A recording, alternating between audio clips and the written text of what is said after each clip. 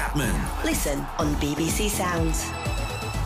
2-hour Monday Night Club on the way here on 5 Live Sport, 5 Live Cricket from 9 with Stephen Finn and Deep Dasgupta with us. We'll talk Virat Kohli's Test retirement and also what happens next regarding the IPL and its restart. Second leg of the Championship playoff semi-finals tonight between Sheffield United and Bristol City. The home side have a big lead from the first leg. They are 3-0 up. No side in EFL playoff history has ever come back from a 3-goal margin of defeat at home in the first leg to reach the final. Mike Minay. Yeah, evening, Mark. That stat isn't likely to change either. Sheffield United unbeaten now in 8 against Bristol City. Only 10 sides from 60 matches in the playoffs have ever come back from losing their first playoff leg on home soil. But miracles do happen here in Sheffield when it comes to the playoffs. It's just short of 2 years ago since Sheffield Wednesday overturned a 4-goal loss against Peterborough.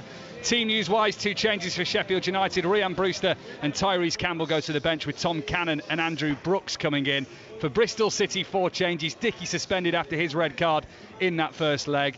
Hirakawa and Mehmeti to the bench. Joe Williams was injured in the first leg. He misses out altogether. So in comes Roberts, Pring, Twine and Earthy. Thank you very much. Welcome to the Monday Night Club. You can watch us on the BBC Sport website and app. You can watch us on the BBC Sport YouTube channel. You can also comment on that YouTube channel as well. You can listen to us on 5 Live and on BBC Sounds at 5 Live Sport across social media, 85058 on the text. And the email, mnc@bbc.co.uk. Rick sent us an email. Can we have a shout for the Oystermen's FA Vars win yesterday? Of course, the Oystermen are, Chris? Whitstable. Well done. And you see, because you were doing 606, you were across all the football yesterday? No, I just the FA Vars is a competition very close to my heart, Mark. Good. My dad used to play in that. Good. So, yeah, Big. Years ago. A quarter of the town turned up at Wembley to see the biggest victory in the club's 140-year history. Open-top fishing boat celebrations in the harbour. Isn't every fishing... This is more your area, Chris, really. Aren't all fishing boats open-top? Am I showing my fishing boat ignorance? No, I don't. The ones that I know of are, but there may be parts of the country where they differ. Yeah, I don't know. Theo What Walcott? about the one that's parked outside your front garden? Anything there?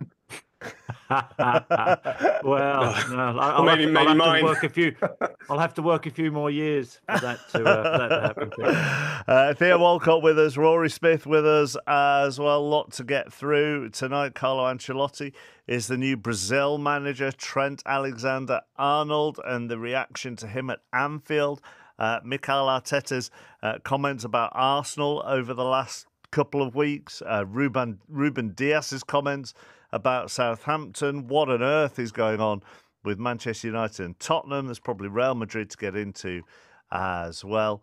But first of all, from a player's point of view, Theo, would you be impressed with your owner storming across the pitch to talk to your manager?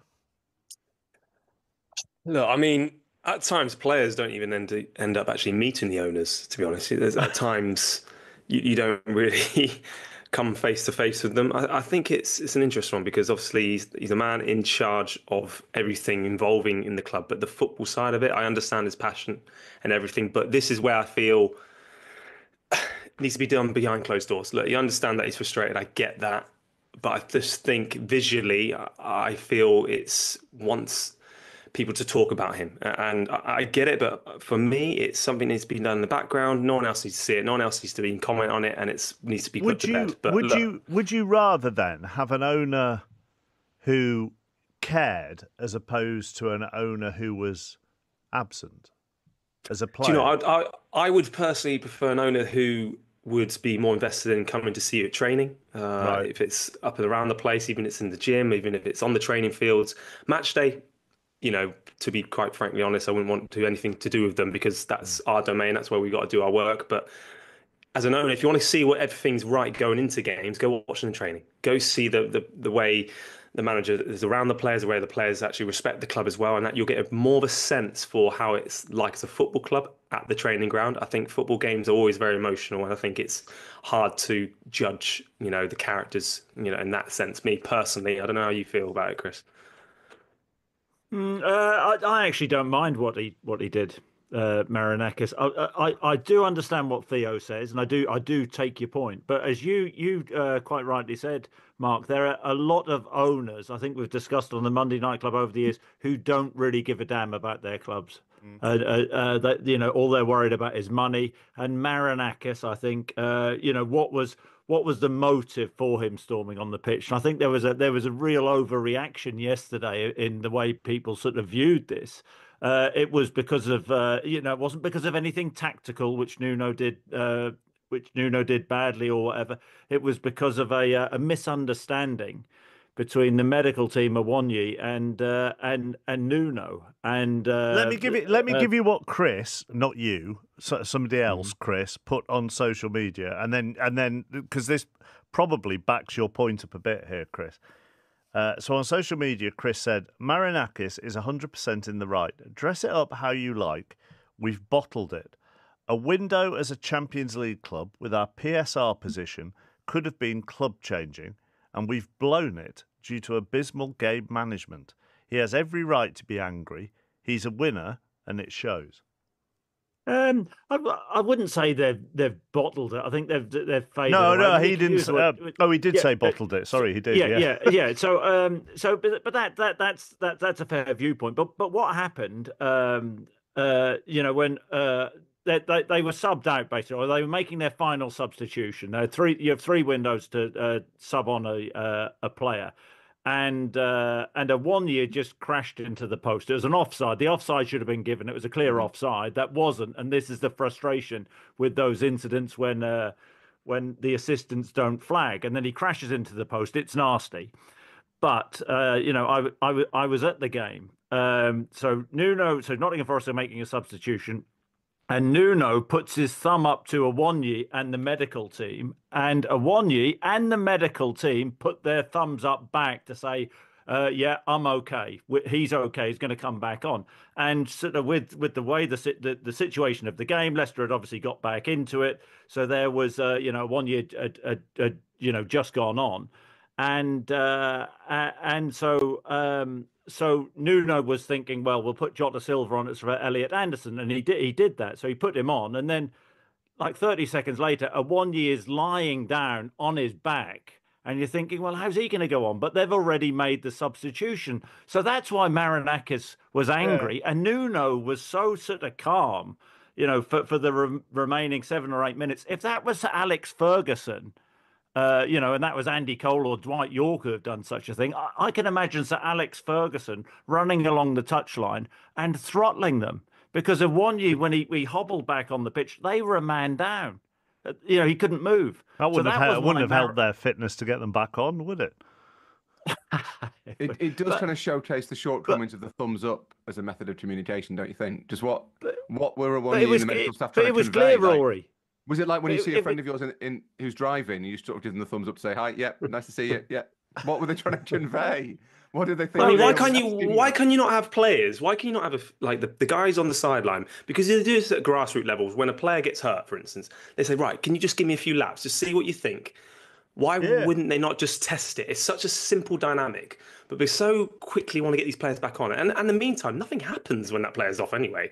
So why can you not just test it? See, that's the side of it, which is the confusion bit, which would frustrate me as well, to be fair, especially as you're playing your teammate, you come saying, you just come on, but you can't even play. So what are you even wasting your time? So I think the player's got to take a bit of responsibility himself, because he knows his body well. No one else knows his body. Test it before coming on. I mean, you could hear on the TV how much that hurt when Awonyi ran into the post. Like, it was a full-on kind of you winced moment. And yeah, I think that's right, Theo, that they clearly rushed it. It is very obviously a cock-up, isn't it, basically? But and that's what Marinakis has said on Instagram. I think that's why he came on the pitch. He was kind of frustrated by that. Do you think he would have done that had Nottingham Forest won that game 3-2?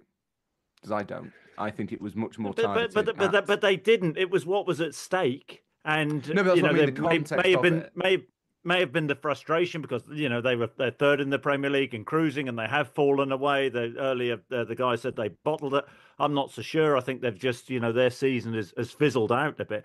But the whole point, the anger from Marinakis came because he cared. This is a guy who's invested a fortune into this club, and he saw Champions League football as being really realistic, because it was. They've had 2 seasons of hanging on in the Premier League, and this wasn't on Nuno, and everybody assumed he'd gone on and berated Nuno. That wasn't the case. It was such a careless thing to happen. And when you think Leicester get the equaliser, you would expect 8-9 minutes to go for Nottingham Forest to really pin them in. They'd put on a Awoniyi up with Wood, and they were going to pepper the box.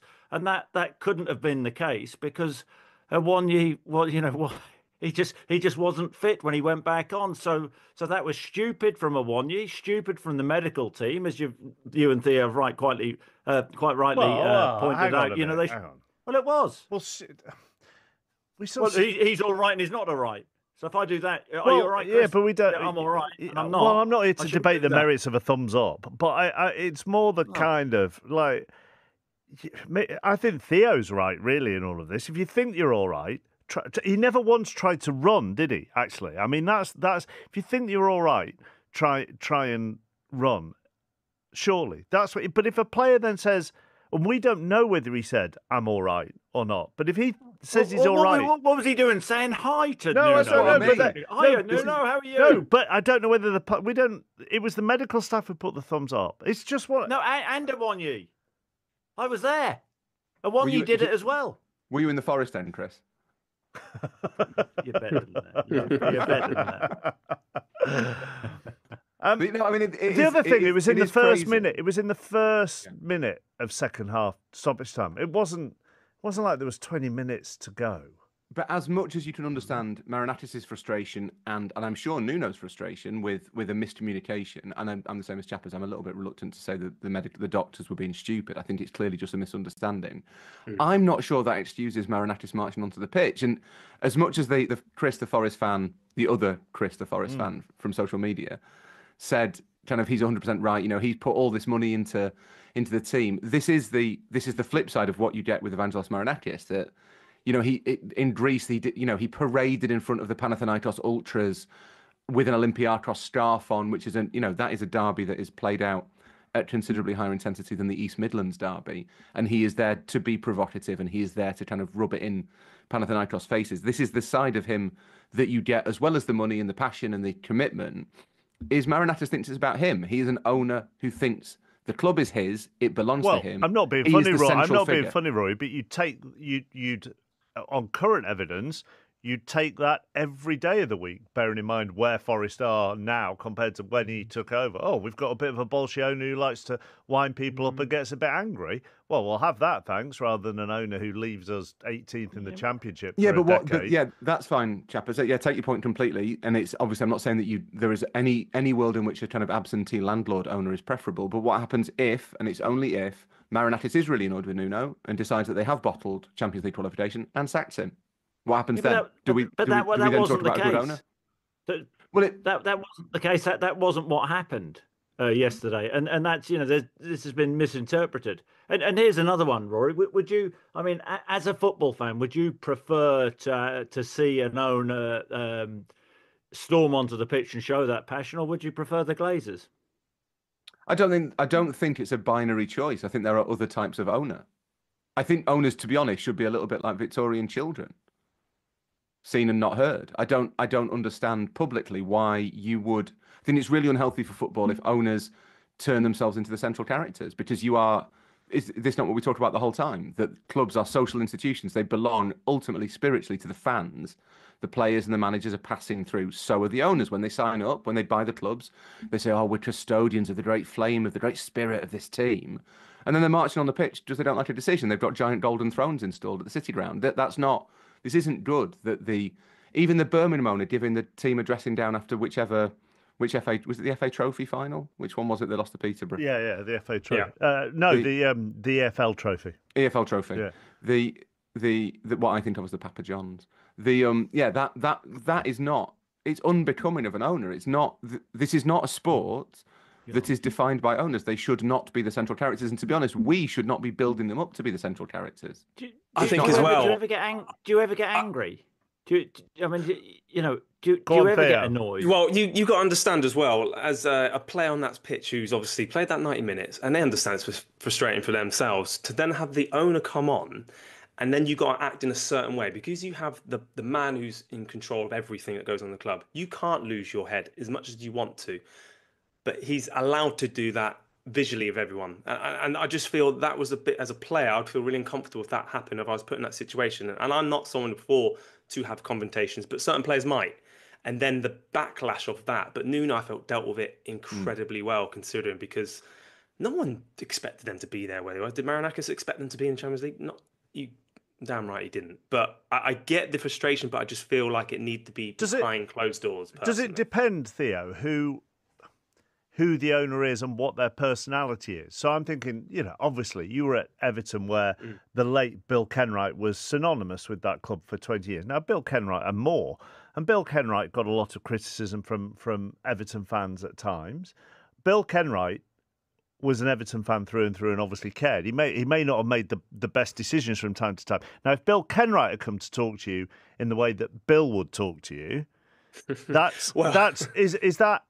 different? Well, if you've got a firebrand owner? Bill Kenwright was very different, because I always remember he always used to take his time and he'd phone you. You'd be on a Sunday evening and you'll get a phone call and he'd just want to check in, or he'd just want to see how the family is, or he'd just see how's your week looking. It was very different, and I felt it was a bit more personal. That I actually wanted to know the player a little bit differently, away from the football, which I kind of liked. And I think that side of it helps with players feeling good about themselves going into it, knowing that someone actually cares about something else than just their playing ability. And he did it differently, very differently. I mean, he was a very bubbly character as well, but he was he's a big fan of me, so I was playing. I was on his good books. Was that the first? Was he the only owner who did that in your career? Yeah. So that was the first time I had David Dean back in the day, but that was the first personal when I had actually phone calls, and it was quite often. So I'm very grateful for that as well. Did the players talk about that as a kind of? Were all the players happy? Did they all react the same to you as that? See, I wouldn't be aware that. I'm sure he would have done exactly the same to all the other players, but I wouldn't be savvy to any of those conversations. Us players, we would have kept it, to ourselves really, because of personal things or whatever it was. But look, you could share or overshare as much as you wanted to. Bill, I felt he was a bit of an open book, so I felt comfortable around him. So I think that's the good thing as well. I felt comfortable around him because he was always present in that sense. So I felt good for me personally. I understand how you're framing it, Rory, and there's partly me just being devil's advocate here. But if Jack Walker had a problem with something at Blackburn, bearing in mind Blackburn's turnaround was down to Jack Walker. I mean, obviously some players as well, but Jack Walker was the man who turned around Blackburn's fortunes. Does Jack Walker not have the right to? Did he not have the right to question the operations of the club? No one's saying they don't have the right. We're saying, do you have the right to play that out publicly? If you run a widget factory and you're not happy with the performance of the staff on the floor of the widget factory, do you get to sort of bawl them out in front of all their colleagues? No, you don't. You don't get to do that. That is, you do get to do it, but it's poor management and they might all resign. So I think he has the right to do it, but that doesn't mean that he should do it, or that we should sit here and say, isn't it great that Evangelos Marinakis is so passionate that he stormed down from his golden throne onto the pitch? And all right, he was either, take your pick, he was either criticising the medical staff or he was having a go at his manager in front of 35,000 people. That's not great, is it? But that you've totally misread this. What would the players have honestly said, Rory? Professional sports people in that moment. So if I'm a Nottingham Forest player yesterday, didn't get lucky enough to play for my boyhood club. If I'm a Nottingham Forest player yesterday on that pitch and Marinakis came on and was angry about that, I'd be thinking good on him, because that was really dumb to stick your thumbs up and say that he was okay to continue. That's what I would be thinking. It's as simple as that. They deserve everything they get, and I understand why the owner's angry. But because he's pumped his money into the club. He's there, his visual, and you can argue the merits of him going on the pitch, but he lost it for a second. If I'm a Nottingham Forest fan, I like seeing that he actually cares. And if I'm a player, I'm thinking, well, they were stupid. If he wasn't right, he shouldn't have put his thumb up. Simple as that. Did he go and talk to Awoniyi and the medical staff? I didn't know. I don't know, but that was irrelevant. I saw what happened. He put his thumb up, and you can say, what does a thumb up mean? We all know what a thumb up means, and that was I'm okay. And then he so then the substitution was made. Marinak is quite within his rights. Anybody sitting in that stadium watching it on television, if they would have understood that what had actually happened, I think that they would have accepted that was daft. He put on Instagram afterwards, today is a day for celebration because Nottingham Forest is now guaranteed to be competing on the European stage once again. A promise I made to our supporters when we achieved promotion. Everybody, coaching staff, players, supporters and myself were frustrated around the injury of Taiwo and the medical staff's misjudgment. This is natural. This is a demonstration of the passion we feel for our club. Let's all be grateful, passionate and keep on dreaming. I mean, the one thing in all of this, Theo, Nuno was just the way Nuno dealt with everything afterwards. The disappointment of a draw, the misjudgment on the injury, the Marianakis onslaught. I mean, he just dealt with everything brilliantly, didn't he? That we could see, right? And I'm telling you right now, it would have been a completely different story in that dressing room. It would be a completely different story today when there's meetings, if he's having one today, if the lads are in or whatever. But because he knows it's not the best time to react in that way straight away. And I think that's why they've done so well, because he's someone who actually takes a step back, thinks about a performance, thinks about his own performance as well, before he then engages it with his players. And I think that's why he's such a good manager, and that's why he's done so well, because he can take that time to express himself in a different manner. But I guarantee he won't be happy in that meeting room. Yeah, managers need to take their time with things. Players do remember that at times. Anybody think that they're actually better off in the Europa League next season? I take the point about PSR that Chris, the other Forest fan, made, that money, 120 million quid, is probably quite useful for a club that is close or has been close to its PSR ceiling because of the amount of money it's spent on players over the last couple of years. That would be useful, but I think there's probably an argument that you want to do it as more of it's a more gentle slope, isn't it? If you start off in the Europa League or the Conference League, will be the Europa League. If you start off in one of those two, you probably get more used to that rhythm of kind of 2 games a week, especially with the expansion of the tournament. And to be honest, if you look at how bad the two teams who are in the Europa League final this season are, Forest could probably win it, couldn't they? They're going as one of the favourites. But we'll come on to the current occupants of the Europa League berth. You can't aim for second place, Mark. That's what you're saying. Let's aim. Oh my God, I am. He's in one of those moods. You are. I think everybody, judging by some of the things we're going to discuss tonight of cantankerous managers and what they're saying at the moment, I think everybody is in those moods as we get to the last. Do you think it's because it's hot? It's hot, and it's the last couple of weeks, and every of the season, and every subject has been exhausted. The thing is that Chris is still wearing a 3/4 zip on his Zoom. Chris, it's not the weather for a 3/4 zip. Just put a t-shirt on. Yeah. I'm not saying aiming for second, but what I am saying, Theo, is actually, and you look at what West Ham did in the Conference League and so on and so forth. Maybe I'm not either Europa League or Conference League. They could have an amazing season in it. I agree. I feel as a player at times, to play in these competitions, to play at different cultures and to play at different stadiums, why not? Because some players are quite frankly quite happy just playing in the Premier League. Why not go and experience something different? So look, I feel like as well, like Rory's saying there, to adapt to the fact of playing 2 games a week is a good thing. And as well, it gives an opportunity for players that we might not be aware of in the academy that may actually play in this competition, which of course we all love academy players. We all like to see that next generation. So for me, I don't see why it wouldn't be I don't see why it's a bad thing. I really don't. It's an opportunity, I feel, for someone to perform. But at the same time, just before Chris gets all rumpy, you can understand from a Forest fan's point of view and from Nuno's point of view, the players' point of view, that to feel there was a point where they looked pretty secure in third, and it will feel like a disappointment not to be in the Champions League. I think that's understandable. But maybe, Chris, all we're saying is maybe there is a silver lining to the cloud.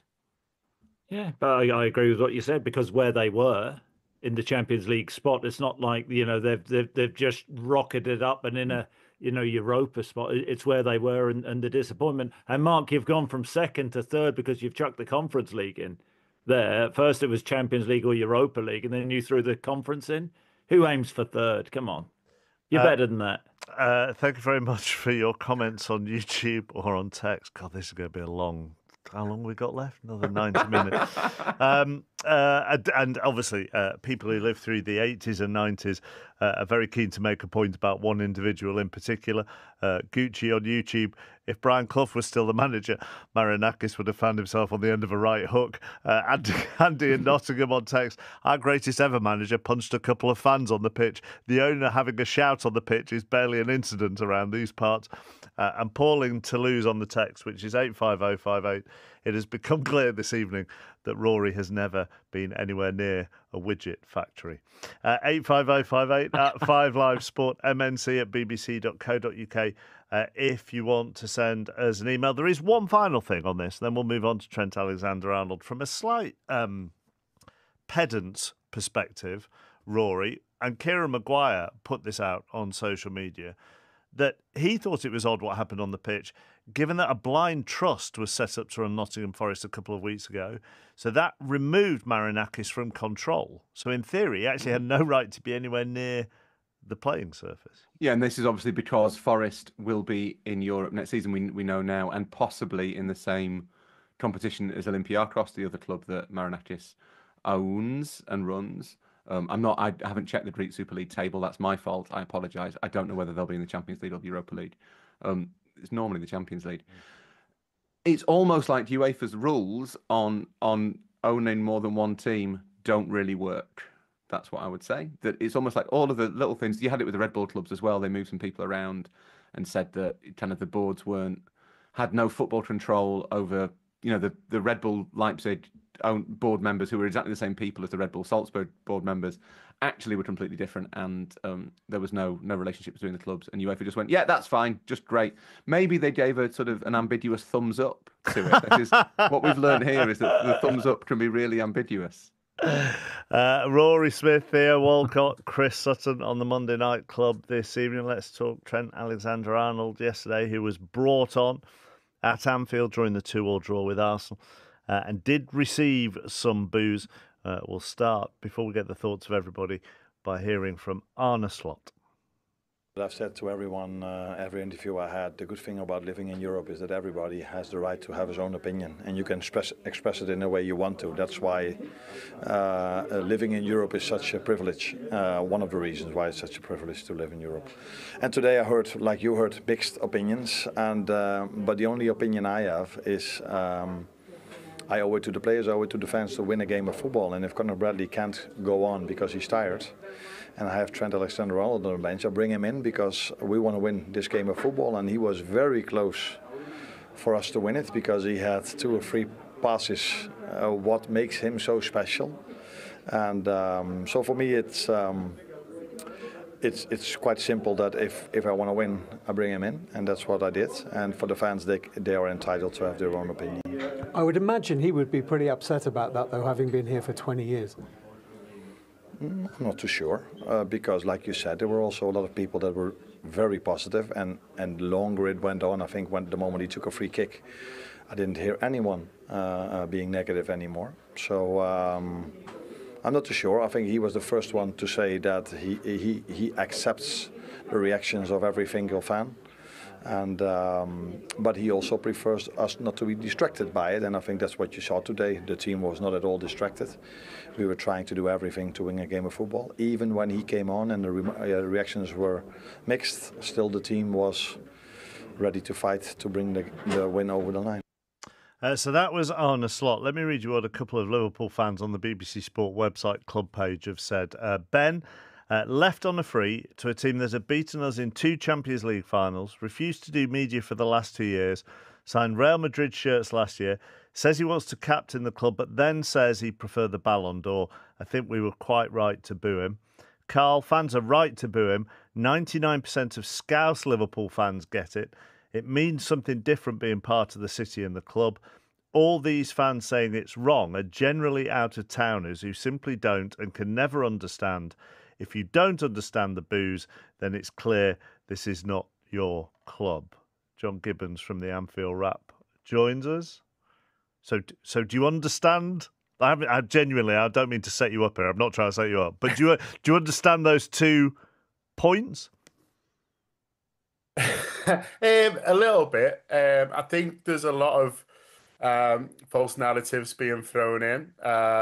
There's a lot of talk about, well, it's because he's leaving on a free transfer. I don't think that helped Raheem Sterling very much, or indeed Phil Coutinho. And I think there's plenty of people who have Scouse accents who wish him well, and there's others who are pretty angry. And so I wouldn't make this a regional thing. I think it is more.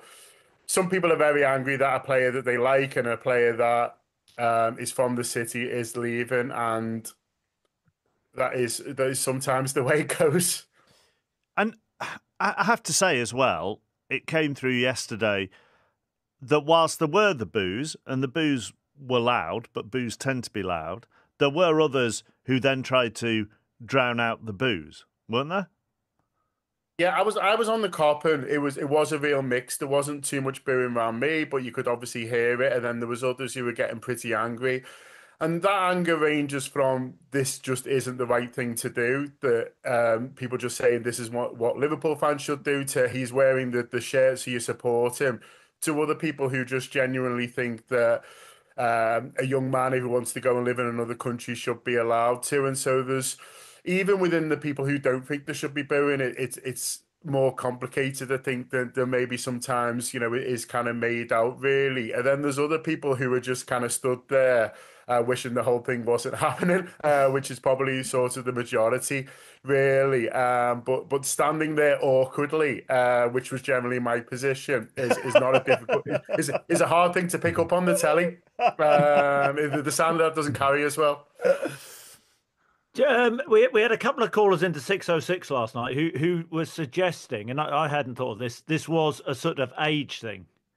The older Liverpool fans were applauding, and I mean, did they have a point? Because that surprised me a little bit. That I think there's not. Yeah, it's a good point, and there's not again a perfect split. I know. There's obviously younger people who didn't boo, and then there's my friend's dad who, quite frankly, should know better, did. But then I would say it is a point, a decent point, that generally it is younger supporters who are the angriest, and I think for them, they can remember the dream of playing for Liverpool. They can remember this. For so many of them, they would give anything to play for the club just once. And in their mind, they've got someone who doesn't just play for Liverpool, but has got the potential to win trophies for Liverpool in the future and potentially captain Liverpool in the future. And I think there's a feeling that he is throwing away their dream, or is turning their back on their dream, or is ultimately too good.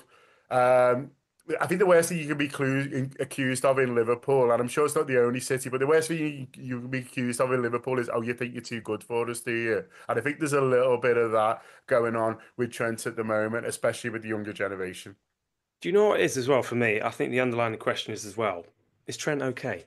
Because we normify this as well, and we don't really know the aftermath of what's going to do with years gone by. We talk about mental health with a lot of players who like to hold in, and men particularly as well, who like to hold things in, not communicate to each other.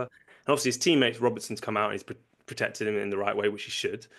But essentially, this would have damaged him in some way at some point. And I just feel like, for me, look, I was a Liverpool fan growing up. I really was. I couldn't imagine booing any player, regardless of their situation. I totally understand why he's moved. He's done everything he can achieve at the club, apart from, like you're saying, being captain and all these things that he said. But look, there's no loyalty in football. There really isn't. Trust me, there really isn't.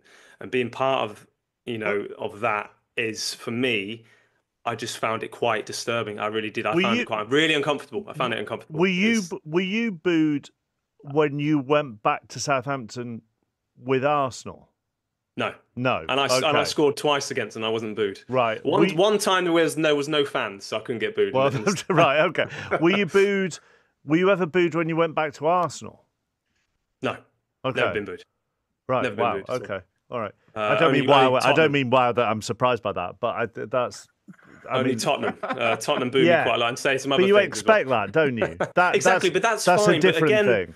Well, it's mad. I say it's fine. We accept it in football. We just do. But you don't, as a player, to your own fans, your own team, and booing you in that sense. No, sorry. What I meant you will always expect it from Tottenham because of your affinity with Arsenal.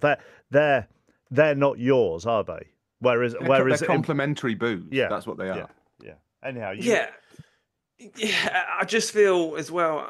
It's just uncomfortable. I just feel like there's going to be an aftermath of what it could really cause something for future reference. It might not be Trent, but it might be someone else. I just think we're really normalizing it now, normalizing it. Sorry, with the younger generation, social media. I get it, I understand, but I just feel there would be things that we wouldn't be aware of that people think they know players because they see them on a pitch. They know how they like day in day out. They don't. The people think they know players, but they really don't. On that, and John, maybe you, but Rory and Chris as well can come in. Has there been a previous? Can you think of a previous example that feels as much of a lightning rod as this move has become? I think there has been a similar anger. I mentioned Raheem Sterling before. That was a sort of similar case, and that was a real other time where it was similar at Liverpool. It was like, oh, you think you're too good for us? He left when he was sort of very young, but obviously the slight difference was that he wasn't from Liverpool. He moved when he was a younger player. Moved I think when he was about 15 to Liverpool. But there was levels of anger between them. But it's just such a unique case in a lot of ways because he is from the city, and also he's leaving, but he's still here, and so it's kind of like a breakup where you're still living together, and it's frosty in the kitchen. It sort of feels a little bit like that, really, and you're like, when is this going to be over? And I think for most Liverpool fans, it is a little bit okay. Well, when are you moving out? When the keys come in, it is kind of that, really, and so it's. I think there's lots of things that combine for this to be. To be quite a unique situation, and also the fact that the league is won in a strange way, kind of like you'd like to think if we were still going for the league title, people would have reacted a little bit differently. But who knows? We're all lunatics. I was just thinking, Rooney, when Rooney went from Everton to United, probably got it when he went back to Goodison. Tevez, when Tevez went from Manchester United to Manchester City, got it. Sol Campbell, obviously, is probably the biggest example. Anyhow, go on, the ones I was going to say are a little bit more sort of niche and pretentious. Roberto Baggio from Fiorentina to Juventus, they burnt his shirts. Luis Enrique, Luis Figo. Trent's had it pretty easy compared to Figo, to be fair. I think that is one thing that has been misunderstood. Well, Figo had a pig's head thrown at him, didn't he? That was a couple of years later, to be fair. That's all right. Then. All I'll say to Trent is, as long as it was 2 years afterwards, it's fine. No, but I mean, it's not unique in the sense that lots of transfers do cause a lot of aggravation. I think there is an element that has been misunderstood, which is that this idea that he's not leaving for a rival club, and that is true because he's not leaving for a Premier League team, and you can debate whether where Liverpool and Real Madrid sit in the respective kind of football hierarchy, but they are teams that have met each other in Champions League finals twice in the last 7 years. I think it's fair enough to say that Liverpool probably aren't the biggest fans of the Real Madrid mystique, and that I suspect is a little bit of extra salt on it. My main reaction to it is partly that it's really appropriate because Trent, Harry Kane, maybe Rashford. I've never known a player who's talked about as much as Trent. I've never known a player of his ability who, like, so deep into his career, you'll still get people who say, well, he's not very good. And you think, well, look at everything he's done. Look at all the obvious things you've seen him do. You can clearly see he's extremely talented. Obviously a weapon for any team that he's in. So it's fitting to me, really, that he's going with all this noise. And the other thing is that it's a real shame, and I don't know whether Gibbo feels the same. Isn't it a shame that there's not a noise that people can just make when they're sad? Because that's ultimately what it's about, isn't it? That everyone's quite sad. And they're sad for him to be going. They're sad to see maybe one of the totems of this team leave. They're sad that he's going on a free transfer. They're sad that he's going to Real Madrid. People are sad, and it's just how that manifests, I think. That would be a thumbs down, Rory, wouldn't it? But we've established the ambiguity of these hand signals. There's lots of hand signals that you just don't know what they mean, Chris. Theo, you're going to come in. Can I ask John one? Yeah. John, so this may be a really stupid question, but what would have happened had Mo Salah said he's leaving and Van Dijk and not signed again? What would the reaction from Liverpool fans have been towards them? Yeah, I think it's interesting because Mo Salah was very clever in that he kind of claimed all along that he wanted to stay. I don't think he'd have wanted to stay enough to sign a contract that didn't suit him, of course, but he was very sort of vocal on that. And so I think often these things are a bit of a PR war, really. And Liverpool are quick to criticise our owners in terms of, not kind of, having deep enough pockets or deep enough pockets, but not willing to put the hands further enough in them. I think it is fair to say. Virgil was obviously very clear as well. And so for a while, none of them, three of them had signed contracts. But Trent was the one who was already getting it in the neck, and the other two were held up they've said they sort of really want to stay, really. And so I think it would have been different, really, because I think if Salah or Virgil would have gone, then I think it would have been it would have been blamed on the club lacking ambition. Whereas I think for Trent, it is the feeling. I think it's slightly different because he's a younger player, but also I think Liverpool fans think this was always this big grand plan that he was going to go to Real Madrid, and I don't know if that's true, but that's kind of how it's been made out, really. So I think this narrative's been kind of forming for a while, really, which is another reason why it's probably as aggressive as what it did, because it feels like it's been a long time coming. I was just going to say, actually, can you imagine on the last day of the season when they do their trophy and they do the medal, how Trent's going to be feeling himself and his reaction? Because there's a story there straight away. Because look, we don't know what he's going to do. I feel like he's so be professional, but you can imagine him doing something different, just taking his medal and walking on and not being part of the celebrations. And that's the aftermath, which I'm saying about, which could cause this. So look, we'll see when they play Palace. We'll see. It'll be interesting to watch. Everyone will be watching that day, I'm sure.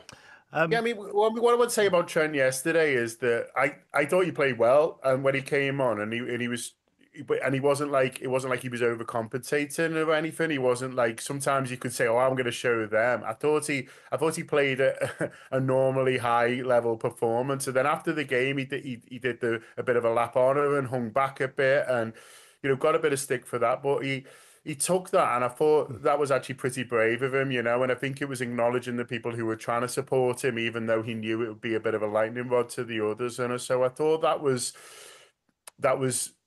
as I say, was brave of him in that situation, because it would have been the easiest thing in the world for him to just go straight off. The Palace game will be interesting, and then there's people talking about the parade. Does he be on the parade? But what's clear to me is his teammates really support him, and they will understand. You were talking before, Theo, about loyalty and football and things like that, and they will share your experiences and your outlook, because they've lived the life that you had. For us football fans, it is kind of be different. The players will want him there. The players will want him there at Palace, and the players will want him there in the parade, because they know that he's contributed to the league's success and he's their friend, and so they'll sort of want him there, really. And so that adds a bit of an extra thing that I think as fans we need to bear in mind, where we're just saying, well, we'll keep him away because we don't want to see him. When we do that, what? Sorry, no, I was just going to say, is there a danger of Trent actually saying, "Well, I'm not going. I don't want to be involved in that last game," because I think it's really sad the way this is all panning out. Liverpool winning a title, couldn't celebrate it because of COVID last time out, and this season, everybody has been really impressed with Arne Slot coming in, and they should be allowed to celebrate. But now this is, as Theo quite rightly said, this is sort of in danger, this situation of overshadowing what should be a brilliant day of celebration. And is there a danger then of Trent thinking, well, if they're going to boo me and it's going to spoil the celebrations for my teammates, do you know what? I might just leave it. I might just wrap it and not go. He had the perfect excuse, didn't he? He had an injury. He got injured. He could have just not got fit for Leicester. He could have just been like, well, actually, my calf still hurts. He had a way out, and yet he came back. He worked hard to get back faster than I think he was expected to get back. He's clearly, after making the announcement, last Monday, he's not said to Slot, right, just don't bring me on. You've got Gerald Quansah can play right back. There's other people. Curtis Jones has played there a little bit. I think, as John says, like, his teammates will want him there because he's part of the team. He's contributed, and Trent is a professional, so I think he will want to see out the season as normal. Mike in North London says on the text, even the great Liam Brady got some flack when he returned to Arsenal with West Ham. When there is that final game, John, don't worry. When we're discussing boos and cheers, I'll make a point of also highlighting those just stood awkwardly, not knowing what to do.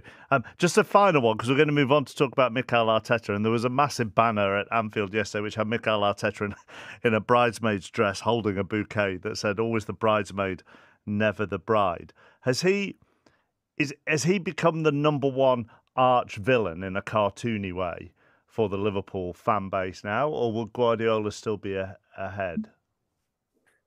He is a bit more of a figure of fun, to be honest with you, than an arch nemesis, and I know that's probably worse for him. But I think he's just got so ridiculous in terms of what he's saying that I think he's become quite easy to laugh at, and it's been a fun thing for not just Liverpool fans, but I think for football fans across the country and indeed in Paris. I think they're having a good go as well. And so I think the problem is, I understand what he's trying to do by keeping everything going, but when it's so, and listen, we had a little bit of it with Gerard Houllier at the end of sort of Liverpool, when what you're saying is so at odds with what's sort of going on in reality, you can sort of end up being a bit stupid. So I think there's a lot more respect, I'd say, for Guardiola than at the moment there is Arteta. But hey, he might have the last laugh, and we shall see.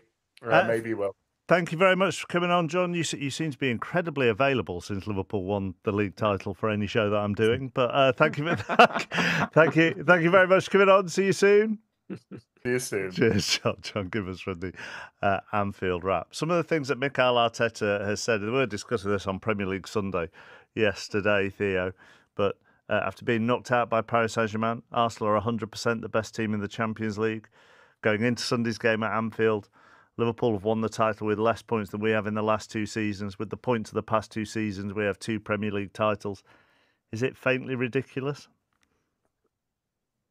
I mean, it's distracting from the performance at times as well. I think that's he's learned that very, very wisely with Arsene Wenger. Would always deflect away from his team, and it will all come back to him because he wants people to he wants to be the story, and I get it, to protect his players, but ultimately the players have taken their foot off in the gas in certain games of the season. And I think, with the Champions League game, he was clear to see that the first 15 minutes and the second of both games cost them. It really did. Obviously not having that focal point, which I feel like at times he's been restricted in what he can and cannot do in the transfer window as well. I think that's another element. But we are dealing with a team where he expects perfection, and they haven't been like that.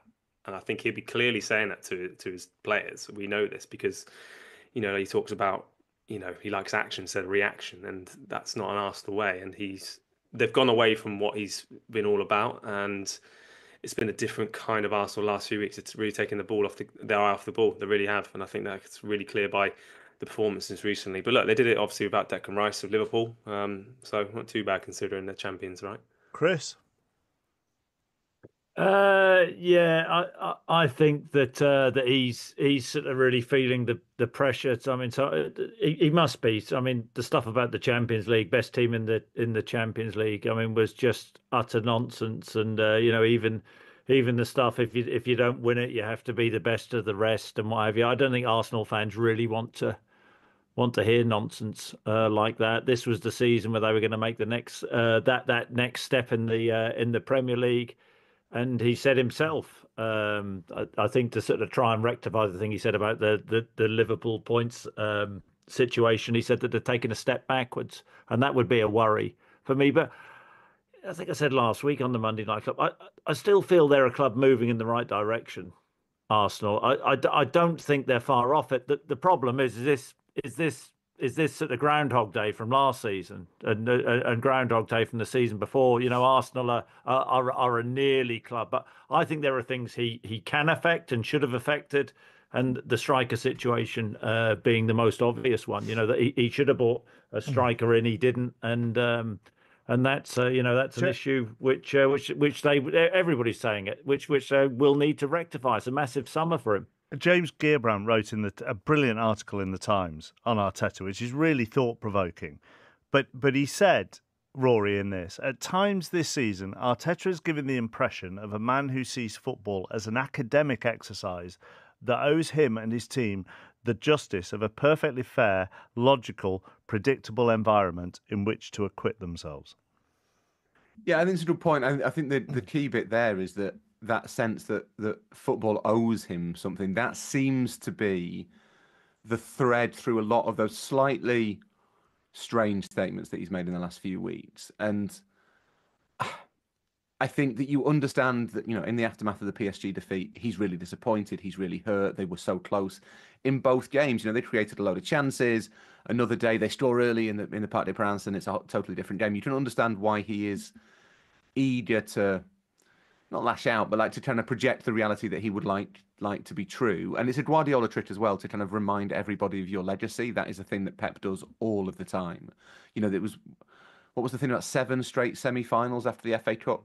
After they got to the FA Cup semi, kind of said, no team has ever won 7 straight FA Cup semi-finals. I remember Chris sort of laughing at, the idea that the players are into the dressing room saying, "Oh, lads, this is great. It's our 7th straight semi-final win." But that is one of the things that Pep does a lot. He tells everyone how great he is, and Arteta, I think, has done that fairly consistently the last month or so. As Theo says, Arsenal's form in the league has just dived off a cliff. Like they're what, 1 win in 6 now in the lead, which is in a run-in, even allowing for the distraction of a Champions League semi, is not very good at all, to be perfectly honest. But we've talked about this before, Theo, and the other point of that article was, because Arsenal are drilled so well and to within an inch of, everything being perfect, that then when you throw the random nature of football in, a goalkeeper having a world-class performance, an unlucky red card, an own goal bouncing in off someone's backside, whatever it may be, that they're perfectly allowed in football, but you can't plan for them.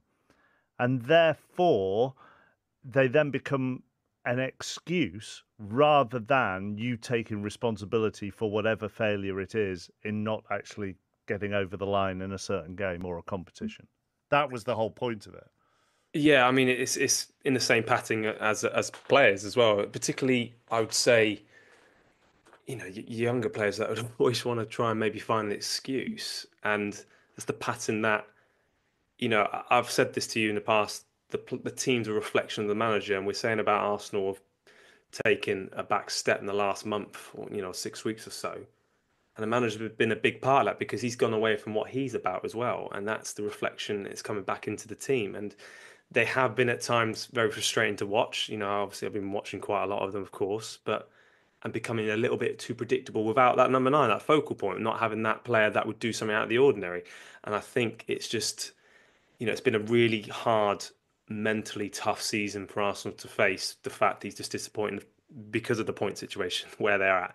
He expects more from his team, and I think that if anything, players need to take responsibility if they haven't done it this year. But they're still second, like you say, semi-final Champions League. Yeah, of course, that's great, but they're better than what they're showing right now, and that's the bit that Mikel Arteta is referring to. The other line, than they are. The other line, Chris, that then comes in is they come across as being easily destabilised, and in their manager's case, even a bit affronted by the smallest diversion from the trained for norm, the slightest intrusion of randomness. So it seems that Arteta is or has been hinting at they just need a bit of luck, but you have to he has to control things he can affect, and it's not like he has just walked in the door at Arsenal. He's been there, spent a fortune, is at 650 million. And they're still in a situation where to get over the line in the Premier League's so tough, but this season was an opportunity for them. And in the Champions League, he spoke about both boxes, didn't he? PSG being more clinical and the difference between the goalkeepers. But that's something he should have seen and should have affected last summer, the whole striker thing, and something they should have made a play for somebody in that position. For Arsenal, when you actually think about this, for Arsenal to have to resort to, and Mourinho did well, but have to resort to playing a player who had never played as a centre forward and just throw him up, that's amateur hour. Really, absolute amateur hour. And you know, to be there 5 years and to be in that situation, you can talk about injuries. That's totally unacceptable. And they are the margins and something he could have and should have affected. So we can't talk about luck when he's not doing his own job properly. Do you know as well, the big change as well, when Edu left it back in November, I think there was a massive change in the dynamic of, you know, the control at the club. And I think Mikel there, that side of it did start to really affect him. You know, clearly seeing it as well. One of his, you know, one of his friends in football leaving would have hurt him massively. And obviously Andrew Berta coming in is a different kind of pressure now because he understands this man's here. His pedigree of bringing players in and doing well has been at a level. So he's now expected to bring something next year. That's the difference now. Like I don't think everyone expected Arsenal to win the Champions League or to win the league. Challenge even more so than they have done, yes. But I think next year's expectation now they need to win something. Well, the Arsenal fans. You're looking at me a bit odd, Chris, but I just feel like it's a different kind of pressure. You know them better than me. I mean, you know them better than me, Arsenal fans. But you can't keep finishing second. There has to be that next step, and that's the frustration. I think that he's been there a long time. He's built. They still seem like they're a good team, and they're not going to fall off a cliff. But it's all about winning, isn't it? I think you're probably both right in that. Going into the season, I don't think Arsenal fans would have said we expect to win the league. I think Arsenal fans would have been much more realistic at the start of the season. As soon as Manchester City looked like they were collapsing, I think Arsenal fans thought, right then, we're next in line. And it seems to me that that's created this kind of desperation almost around the club that, right, this is ours. This one's ours. We finished second twice. We're the team that can live with City. So now that they're not there anymore, it'll be for us. And seeing Liverpool kind of wander in under a new manager who wasn't expected to do anything this season, I think has hurt. The big test for Arteta to me is that, you know, people have been saying he needs a striker for ages. He can go and sign a striker this summer. Andrea Berta's already seems to have done a deal for Zubimendi. They're talking about Joan Garcia from Espanyol. A couple of others. There's money to spend. Arsenal are really attractive. Why wouldn't you want to go and play for the team that's, you know, second in the Premier League, Champions League semi-finalists in London, all that stuff? Arteta spent most of his first year, 18 months at Arsenal, getting rid of egos. Got rid of Ozil, got rid of Aubameyang, wanted players who would buckle to his system. There's quite a lot of strikers out there who've got quite a lot of big egos. They'd be available, but they might be quite tricky to work with. And, you know, Victor Osimhen, I think it wouldn't be an easy deal to do, but Victor Osimhen is a prickly character who will expect things to be arranged in a certain way for him. The test for Arteta is he prepared to do that? Okay. Let's striker with big ego, difficult to work with. Chris, what do you make of Ruben Dias's comments? I really enjoyed the interview. I haven't laughed so much in a long time. He said, let me just read what he said. This is a Five Live Sport interview on Sports Report on Saturday. Southampton don't even try anything. They just sit. They don't even want to win the game. They just want to be there. It's no good for the show and no good for themselves. It's no good for anyone. But it is what it is. He then also had a pop at the pitch as well. I said it was dry, and the groundsman phoned you up on 606. Unbelievable. Yeah, he said the pitch was dry and the sun was hot. Oh, really? That did tickle me.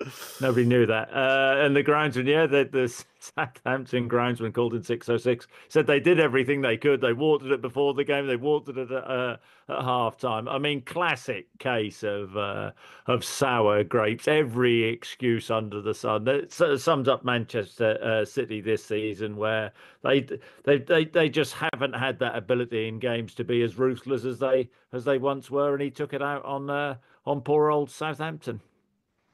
Leave him alone.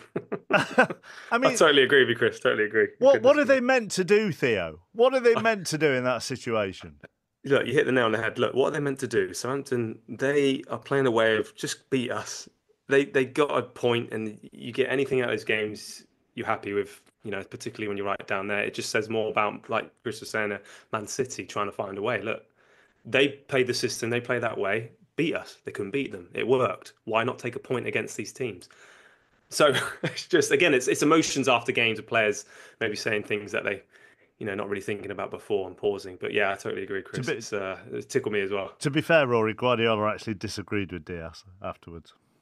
Yeah, I mean, Pep has previous for kind of saying that teams aren't playing the right way when they have the nerve to not try and beat a team that are better than them in exactly the way that would suit that team who are better than them. And I think it speaks to Diaz's frustrations. But the final say on the matter there was a tweet that I saw yesterday. Is this the one from Jack Buchanan? It's an old timer. It's absolutely brilliant. So there's a bit in it that is blasphemous. So I'm not, although it is the best phrase. It's not blasphemous. You're allowed to say that. Well, I don't know what you think I'm about to read out, but it could be blasphemous, so I don't really want to risk it. But when you read, thanks for your input, Rory. But honestly, you have to find it. Find this on social media somewhere from Jack Buchanan. So, in inverted commas, they don't even try to play. Brother in, and then you can add whichever religious figure you want to. Brother in, we can't play football. That's why we had 11 points, you absolute melon. I think that sums it up pretty nicely. That was Southampton trying their hardest to play good football. Oh dear, it is just that time of the year, I think, where people are cantankerous. Still to come, Bayer Leverkusen's goodbye to Xavi Alonso, Carlo Ancelotti to Brazil, and the latest shambolic performances at Tottenham and Manchester United. We'll be back after this. When Madrid come knocking at the door, there's not many people that would turn that down. For Trent, I think it'd have been a very, very, very tough decision, because I know the love that he has for not just the club but the city in a whole. But maybe he feels that he has achieved what he wanted to achieve at his boyhood club. He's won every trophy that he can do, and he wants a new, testing a new chapter in his life, and you have to wish him all the best, and hopefully he goes and produces what he's produced at Real Madrid. He's got his good mate Jude there, which that's the one, isn't it? Yeah, which will put his arm around him and obviously guide him in the right way, because I think Jude's conducted himself fantastically since moving to Real Madrid. And I'd love to see a Scouser with a Spanish accent. It'll be nothing good, isn't it?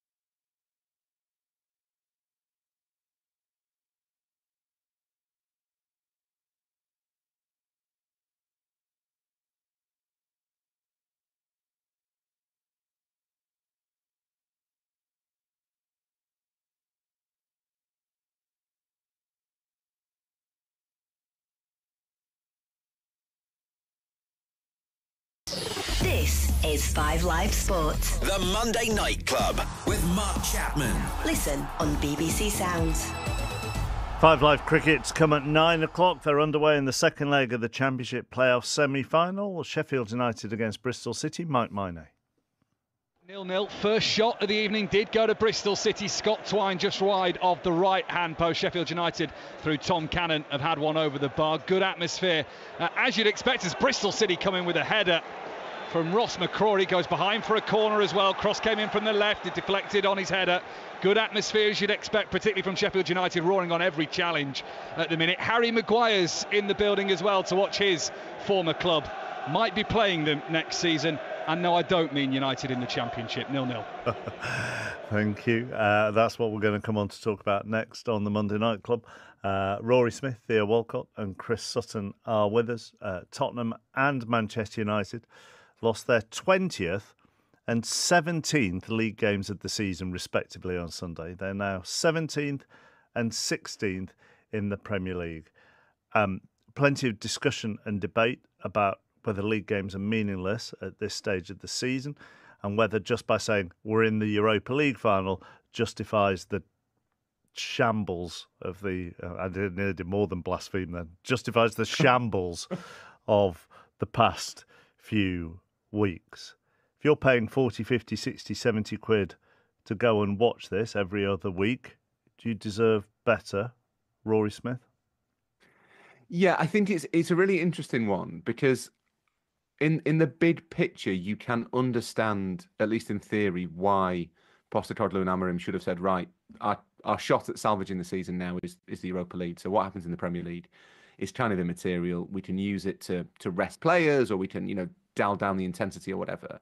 I find it slightly baffling that they've been able to be so bad domestically, and in both cases pretty good in Europe. I mean, they've the last few weeks, Athletic Bilbao are a good team, and Lyon are all right, and Eintracht Frankfurt, I think, are third in Germany, so they'll be in the Champions League next season. Although there's a weird sort of set of fixtures on the last day of the Bundesliga, but they should be in the Champions League next season.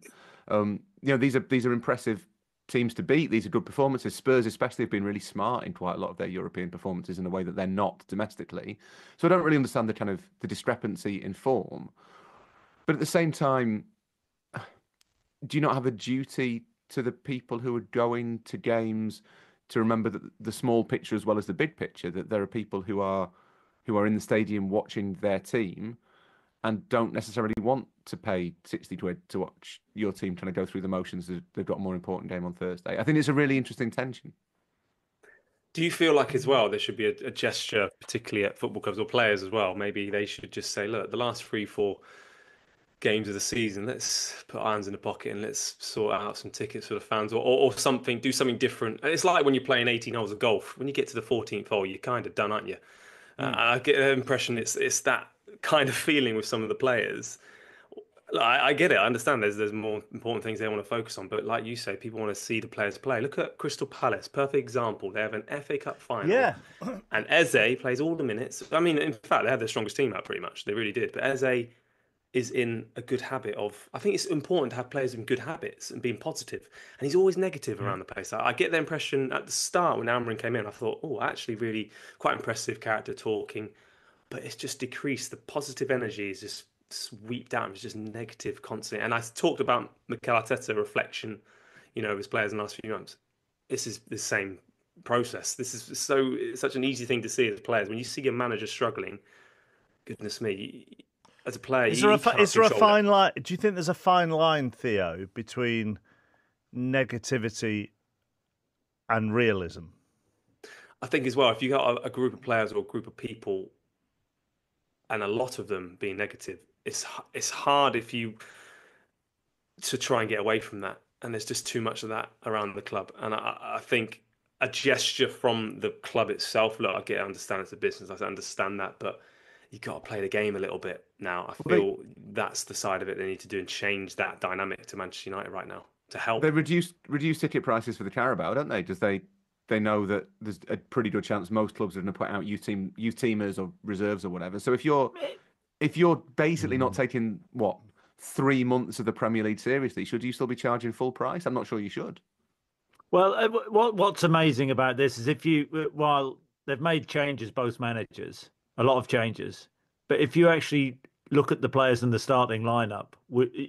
I think when we say they've made changes, we're expecting to see starting lineups with a load of kids in, a load of 18-year-olds. They're not both playing 8 under-18s, are they? No, and that is astonishing. You look at Manchester United, at the weekend: Mazraoui, Yoro, Shaw, Bruno Fernandes, Diallo, Ugarte, Mount, Højlund. I mean, that's that's not bad. They're sort of regarded as top players, and very, very similar, I think, from Tottenham. Danzo, they spent a fair few quid on Danzo. Yeah. Porro, Spence, however you want to view that. Davies, Archie Gray, 42 million on Archie Gray. Saar, Bentancur, a lot was made about him. Tell, Kulusevski, Odeber, 25 million. So these aren't sort of youth team players. So how do you explain it, Chris? Is it a Palace like? Crystal Palace, who were 12th in the Premier League and have had a great season, are they just loads better than Eintracht Frankfurt? Are West Ham better than Athletic Bilbao? Can I throw one other thing in then as a question, which is what I've heard then, to follow on from Rory's, Chris, and then Theo can come in because you're the two former players here. Do Crystal Palace's players have more personal pride, and do Manchester United and Tottenham players just turn it on when they think it matters? I think Theo, the words Theo use momentum. They are, at this moment in time, they have a plan for the FA Cup final, and Oliver Glasner, his plan is to carry on the momentum which they've got, play a stronger team, and if somebody gets injured, then so be it. That's the risk. You look at Tottenham, Ange Postecoglou, Ruben Amorim at Manchester United. There is so much fear running through, I think, both of those managers in terms of if anything happens to key players. Van der Ven, Romero wrapped up in cotton wool. But Tottenham don't have momentum. Manchester United don't have momentum. This could be one of the worst Europa League finals ever in terms of two teams going into it who have both been utterly useless. You think about that, but it's so big. I honestly, and there's been many Champions League finals, and you can put me away here, but in terms of this game for two enormous clubs, enormous Premier League clubs, the sort of the extremes of this game, it is going to be an absolute catastrophe for the losing manager of this game, and it'll be big for the winning manager, and we understand why. But the losing manager is just, you think about the implications for Postecoglou. Well, he may be gone anyway if he wins the Europa League. I can imagine him, if he does win the Europa League, walking into the press conference, banging it down, and saying, "I've won that. See you later." And with Ruben Amorim, where does he go? Do they trust him over the summer? What's going to happen at the start of next season if they lose a few games? Especially what he said at the weekend. He was sort of hinting if things didn't go well at the start, he'd be out. So it is so massive. So I think both teams, both clubs at this moment in time, and both managers. Ange Postecoglou spoke about at the weekend. The players can't cope with what's in front of us. I'm not so sure the managers are doing too well with that as well. But I'm baffled, I've got to admit, because I don't believe that either Postecoglou or Amorim are happy not to have that momentum. They will know. They're not stupid. They will know that only one of them can win that game, and the one who doesn't, like the one who does, fine. It suddenly will, Postecoglou or Amorim saved the season. They're back in the Champions League. They get the trophy. Great moment in Bilbao. Amazing stadium. Wonderful night. Blah blah blah. That's fine. The one who loses it, suddenly you're just 16th or 17th in the Premier League. That's what you've got to show for your season. The lowest finish, I worked it out, but on Saturday, I think the lowest finish for United since relegation in 74, lowest finish for Spurs since relegation in 77, most likely. That's awful. So whichever one loses, it's genuinely been, and it's real. I'm not big on kind of saying, managers should be sacked. I think we talk about that, especially journalists talk about that far too easily, but it's really hard to make the case that either of them should stay in the job if they don't win the Europa League. Even before we get to the Europa League final, Theo, if you take Tottenham on Sunday, and a couple of people have made this point, I know they had to go to the Arctic Circle on Thursday night, but the team that play 3-4-3, as Manchester United hope to play it, but don't play it as well, are Crystal Palace. So why not test yourself with the best possible lineup you can put out against a 3-4-3, a team who play it better than the team you're going to play in the Europa League final? Why not take that more seriously rather than finding, Jed Spence at centre-half at one point, when Munoz was running riot down the right wing? And this is exactly what I totally agree with. Everything Chris said there sums everything up perfectly, I've got to say. I've got to absolutely admire you there, because that's exactly what I was going to say. Because as well, it's all about there's connections with the players, and if you got a team who are so low in confidence anyway, and then suddenly a different player comes in that you're not used to playing with, there's no connection there. You know that he's not going to play in the final. You know you're one of the players that's going to play. They're going through the motions. They don't quite understand where he's going to be on the pitch at a certain time, and as players, then they will look after themselves and think, well, I'm not going to get anything out of this because he's not going to play. But and it is actually getting laughable. Like, I had Tottenham sitting in the Champions League at the start of the season for whatever reason. That I'm happy. I'm quite happy where they are, to be honest. But still, it just felt for me that they had a very interesting team. I felt should be doing a lot better with all those players you said. Yeah, it's not going to be the starting lineup for the final, but why not play the starting lineup? Why not imagine you put Van der Ven in Cotton Wool for all this time, plays the first minute. He hasn't played for 2-3 weeks, whatever, or played a minute here, a minute there. He isn't going to be fit in a final. Like, I know players that don't, if it's a final, you play through anything, but if you're not fit, you're not fit. And you need to get that, like Chris was saying, the momentum. You need it because you feed off each other as well, and that's exactly what Palace are. They just look like they're having fun all the time. So much energy around that place. And that's the thing. And it just doesn't look fun at Tottenham or Manchester United. There's incredible stadiums, the fans, the passion, and it just don't look fun to play in. Let's. Theo had Tottenham in a Champions League spot by the end of the season. Here's Ange Postecoglou on why they've struggled in the league. Yeah, it wasn't. We weren't good enough today. Didn't really reach the level we need to perform, in the Premier League, and ultimately fell short. What are the players, if any, feedback have they given as regards to why they weren't quite at it in terms of that level that you were asking for them today? No, I'm not sure. I don't ask the players about those things. All I do is assess their performance, and as I said, our performance. We obviously were disjointed. Because of the number of changes I've made to the team, which obviously affects quite a few of the key sort of components of what we're trying to do. But aside from that, I still felt we could have performed better. I know you've spoken before about the difficulty of rhythm when you do make so many changes. You also said in your programme notes about maintaining momentum. Is that something that you've clearly struggled with this season, as the demands of Europe shuffling the pack and the ones that come in for the league games have just not been good enough? Yeah, look, we haven't, like I said, we haven't been able to sort of navigate that process as well as we would have liked. In a different scenario, we wouldn't make as many changes, but unfortunately that's the situation we're in, and that's certainly affecting how we're performing. A lot of the media will grab on the headline of 20 league defeats in the Premier League for this season. You've already expressed it's a disappointing campaign, but can you put your finger on why it's not been able to happen so consistently this season? I don't need to put a finger on it. I think it's as plain as the nose on your face, but it's quite clear why we've lost so many games. And so why is that, sorry? I hazard to say that if we weren't in Europe or had a Carabao Cup run and since Christmas only had the league to concentrate on, I think our results would have been better. Do you agree, Chris? I mean, plenty of other teams have. I mean, Newcastle have won the Carabao Cup and seem to be doing all right in the league. Other teams have won the Europa League and had good Premier League seasons. Yeah, I mean, look, the X-ray. I don't think that's an excuse, and I think Ange Postecoglou knows that. I think that. Why has he said it?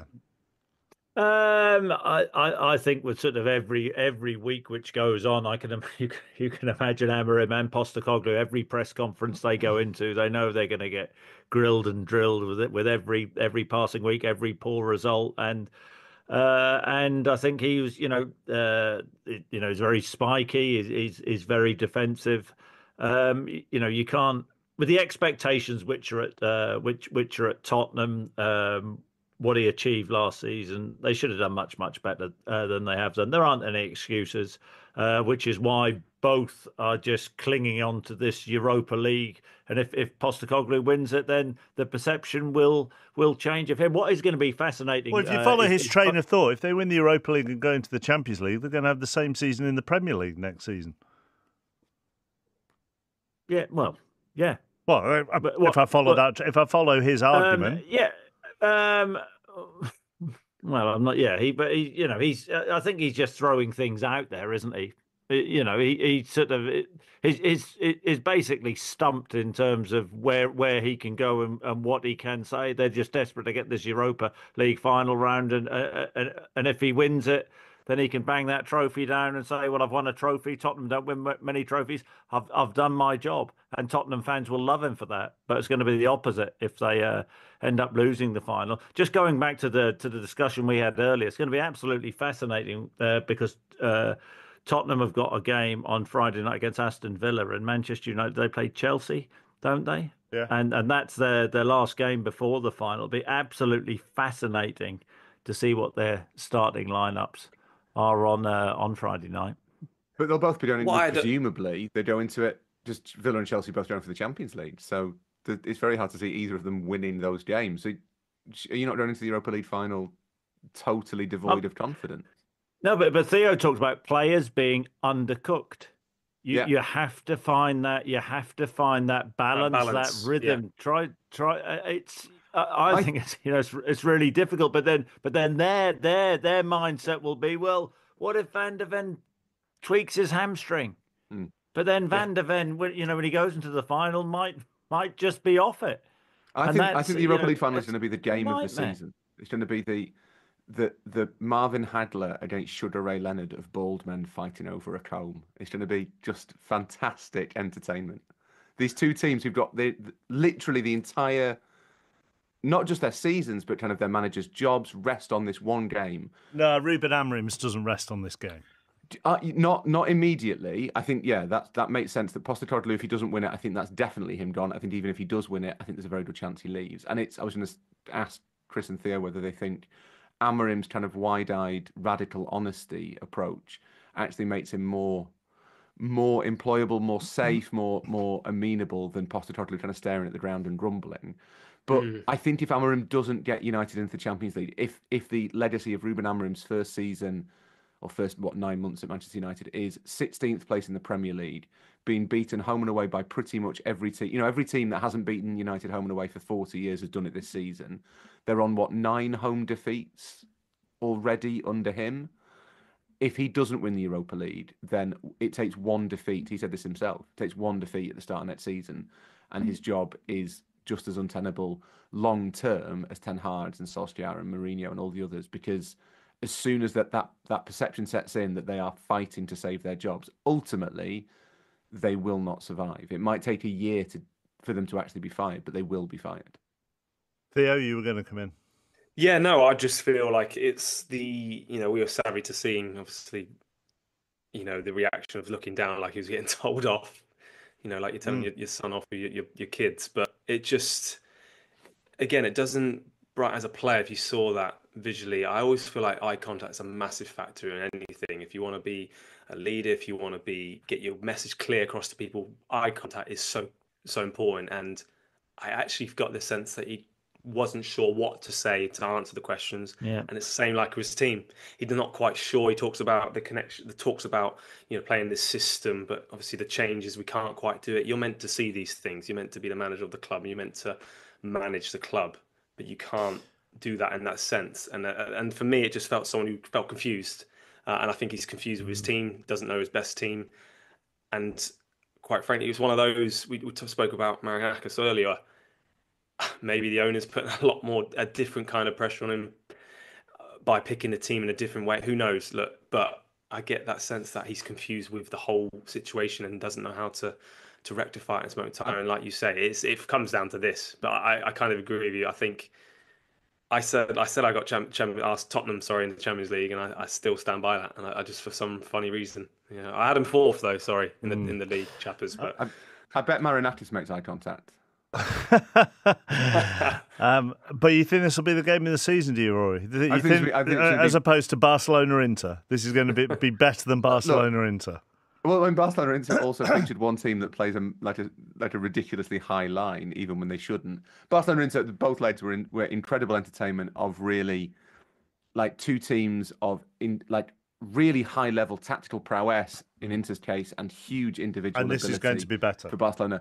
This will have none of those things, but it will be just as entertaining, if not more so. Just the stakes are so high, and I think in terms of finals, that's what creates real tension, real jeopardy. It's going to be, it will in its own special, slightly weird way be a classic, I think. MNC at bbc.co.uk 85058 at 5 Live Sport. Go talk the Bundesliga very shortly. Let's just go back to Bramall Lane. Mike Miney watching the second leg of the Championship playoff. Yeah, 28 minutes, 0-0. Bristol City, though, have had the only 2 shots on target so far. Both relatively comfortable for Michael Cooper, the Sheffield United goalkeeper, to get behind, get low.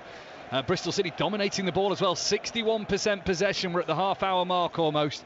Sheffield United 0, Bristol City 0. We're nearly an hour and a half into the Monday Night Club, and we haven't done anything positive yet. So let's have some positivity. And actually, in recent weeks, we have been really positive about lots of things. So it is unusual to have an hour and a half of negativity. Speaking of positive stuff, I don't mean to be wind-up Chesterfield fans, but Walsall did win the first leg of the League Two Championship player semi-final, and I think we all breathed a sigh of relief at that. Let's talk Bundesliga then, and also promotion to the Bundesliga. Archie Rintut, Bundesliga reporter and journalist, joins us, and I say promotion to the Bundesliga because we're going to start this with Hamburg, who are back in the big time, and this is a big deal, isn't it? Why?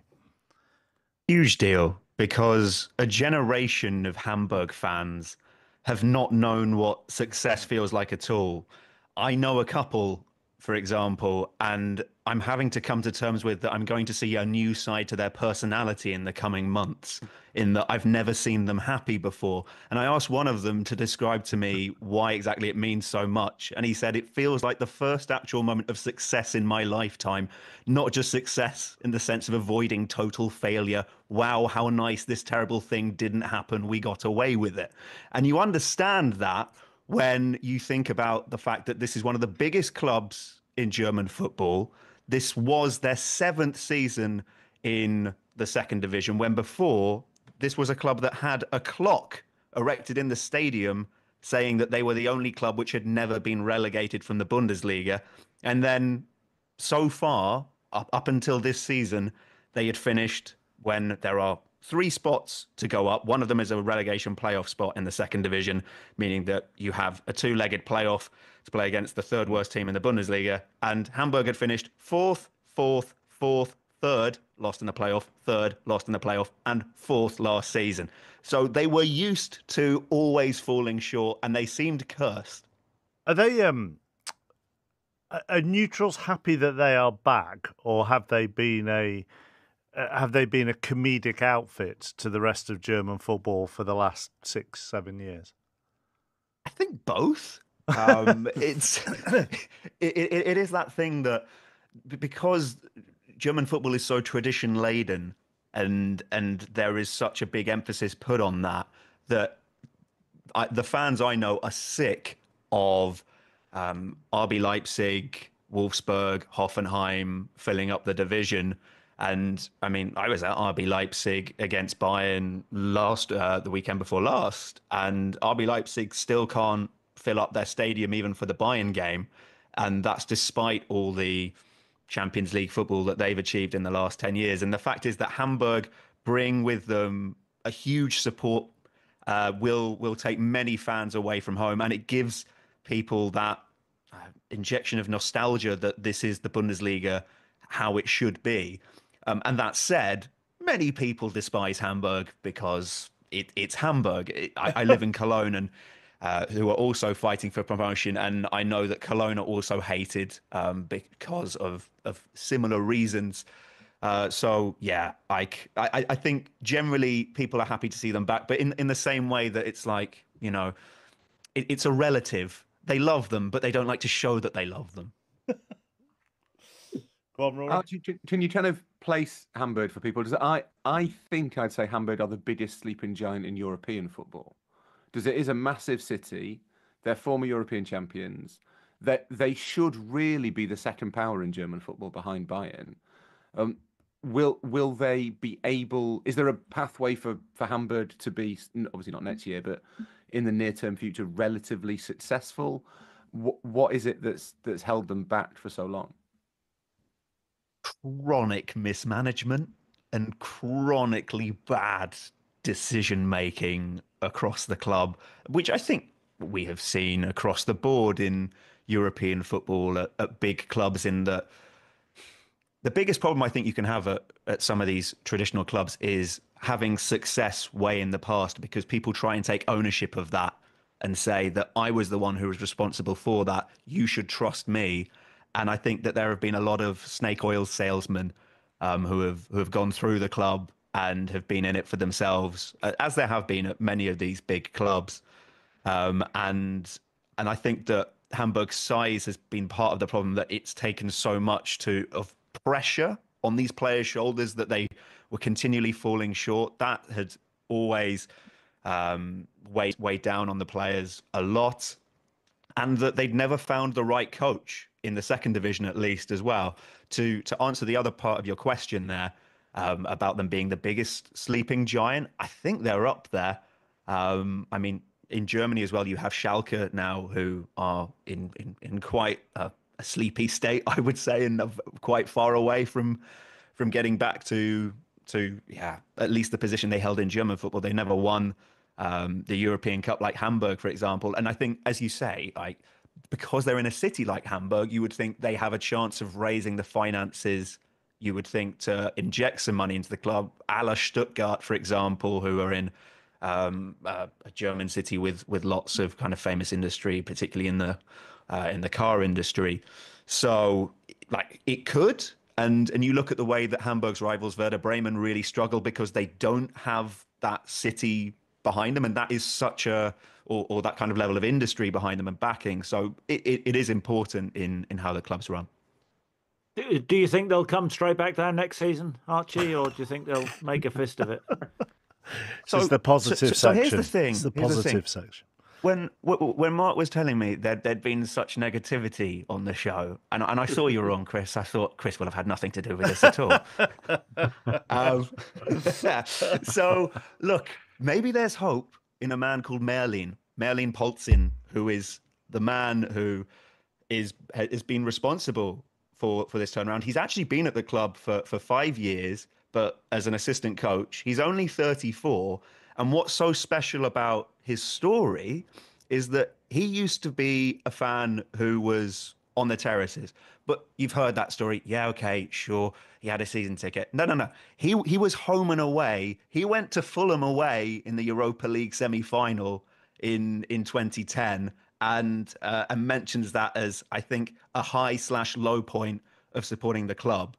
And so he knows what this really means to Hamburg fans, but also has been very clever in how he's operated in the media and saying that, look, he bears responsibility for things going wrong in the past few seasons as well under previous coaches such as Tim Walter, who Hull fans will know after this season, to Stefan Baumgart, who had some success at Cologne before, but was not getting things right. And he found the right moves, whether it was switching from a back three to a back four, little switches with players who were unhappy under Stefan Baumgart, and managing to find the right methods for them and giving them the freedom to play, and taking tough decisions as well. He dropped the captain Sebastian Schonlau at a crucial point in the season, and he's, I think, just been very open in finding the right methods of motivation. He's seen as highly rated. So if you look at somebody like that who is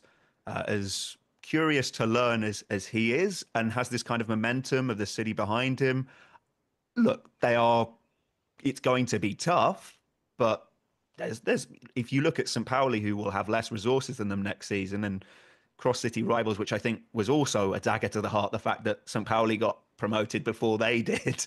The fact that, Polzin has really been proving himself as such a good coach gives Hamburg fans a lot of hope. I remember playing against Hamburg back in 2006, so that just shows. Wow. You know, I played in that game at Arsenal. We won 3-1. I was only 17 at the time, and played against Van der Vaart. Are you saying for me, are they a more of a tractable team? I know they've obviously come up, but are they more of a tractable team than current Bundesliga teams that are in the top 6 right now, for instance? Because, like you say, played by Van der Vaart, the history of the players like that. Are we going to see that attraction of players coming to Hamburg because of, you say, with the structure of the city and how the fan group is like? I think know as well as I do. No, money talks, and there is a certain amount of wages that clubs. It's because of the financial ruin that so many clubs have found themselves in not just Germany but across Europe, and with misinvestment, that there is a very I would say stringent culture towards debt in Germany. Debt is taking on debt is not seen as being something which is very attractive at all. So that, I think, they will need to move smartly.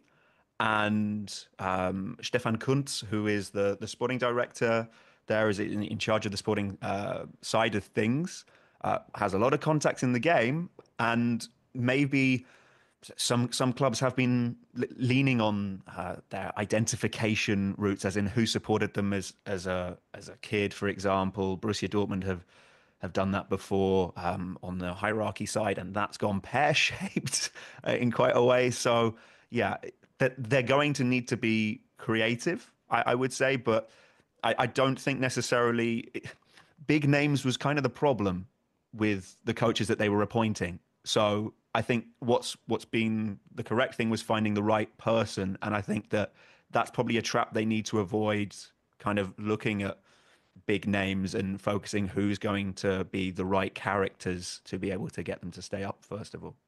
And the ultimate, like you say, they hit the nail on the head, the fact that they don't want to reflect, like, for instance, in the Premier League, when the teams that come up from the Championship always go down. And that's always the dilemma, and being in that pattern, of course. The fact they've had that past history, I know you're talking about, it's hard to, to continue that past history. People live on that, but is it a club for me that they do need to stay up this time? They can't be in that pattern of going down like a Championship team, coming like Southampton, for instance, coming up and going straight back down the Premier League. We kind of feel Leeds. You could say the same about Leeds, couldn't you? Yeah, really? Yeah, perfect example. Yeah, like. So if you look at who's going down from the Bundesliga this season, you've got Bochum, who are a relative minnow, Holstein Kiel as well. This was their first ever season in the Bundesliga, and Heidenheim are in the relegation playoff spot. And above that, you have St. Pauli, who Hamburg would, I think, both in terms of prestige and honour, expect to finish above. But apart from that, you've got quite a lot of sides who are consolidated in the Bundesliga, who, like, whilst Hoffenheim have been terribly run these past few years and are a club in crisis and could be on the edge, there are still some contenders who you think might fall away next season. There will be a chance for them to stay up, but particularly because the other team who are potentially coming up are Cologne, and I can tell you that Cologne, with 2 games to go, sacked their coach and their sporting director. And things are not calm in the city at all. Wait for it. And their star striker was involved in a fight on a cruise ship in the harbour, I think it was, this weekend. And is now injured and out of the game. Right. All right. Well, hang on, I have to know more about that in just a second. However, this Championship playoff semi-final is now done and dusted. Mike Minor. Yeah, Sheffield United off to Wembley. They lead by a 1-0 with 4 minutes to go before half-time. Kiefer Moore doing what he does best, rising highest from a corner, charging in down the middle of the goal. Sheffield United 1-0 up on the night, 4-0 on aggregate. Right. So was the star striker actually on a cruise, or did he just find himself on a docked cruise ship on Saturday? That's the one. That's the one. That's the one. Yeah. Well, Cologne's on the Rhine. It's a fair thing to do. But and the fight has injured him, has it? Yes, he will miss the final game of the season against Kaiserslautern.